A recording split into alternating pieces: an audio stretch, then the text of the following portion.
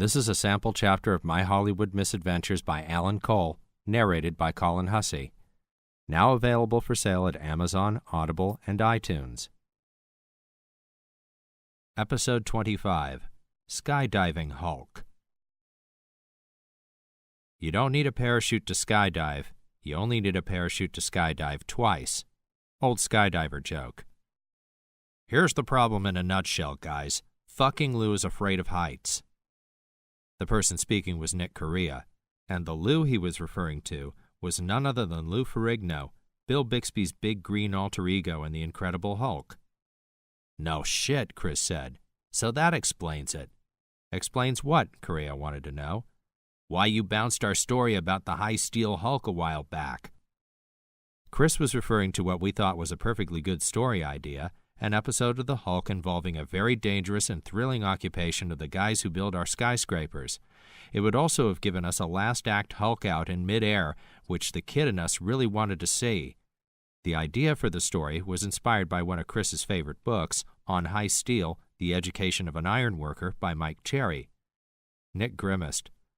Well, I couldn't exactly admit that Lou soaks his jock when he's more than 5 feet off the ground. Although we all laughed with Lou being over 6'5" and nearly 300 pounds, the prospect of a fall from any added height might give even a strong man pause. I don't get it, I said. If he's acrophobic, why did you promise the network a skydiving Hulk story? Fuck if I know, Nick admitted. We were pitching the new season, and it just sort of worked its way into the pitch. Nick was Ken Johnson's El Segundo on The Incredible Hulk, a superb storyman, probably the best in the business. Give him any fact and any character, and he could spin a yarn in 3 seconds flat that would tickle the fancy of the dimmest network suit. It is a previously unheralded fact that the combined IQ of all the suits at all the networks might, just might, equal that of a brain cell-challenged chimp. However, his talent sometimes caused him trouble, such as the Skydiving Hulk episode we were now discussing. But that's not all, Nick continued. There's another problem, maybe an even more serious one.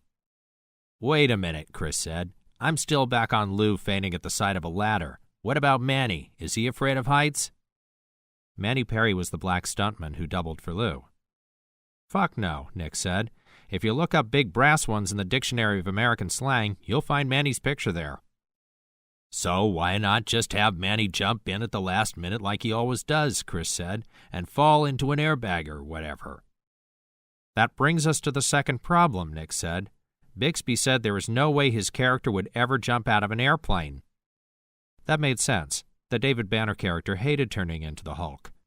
In the internal logic of the show, purposely triggering a skydiving adrenaline spike that would bring on the big green man was out. Bixby, a thorough professional, would never allow such a violation of his character. An aside, it was our impression that as the seasons went by, Bill and Lou started to take on more and more characteristics of the parts they played. In short, they began to dislike each other. We were told that Bixby was always wanting to do an episode where the Hulk never appeared, and Lou kept lobbying to do an episode in which there was no David Banner. All that changed when the show ended, and it is my understanding that they remained friends until Bixby's untimely demise. Among the reasons I asked you guys in, Nick added, is that you are the only writers I know who have ever jumped out of an airplane. This was only partly true. I was with Lou. Nothing could ever tempt me to engage in the sport of damned fools. Chris, on the other hand, had been an airborne ranger in his Army days and had belonged to a skydiving club in civilian life. He used to joke, "Didn't know that airplanes actually landed until I mustered out." Let me get this straight, I said.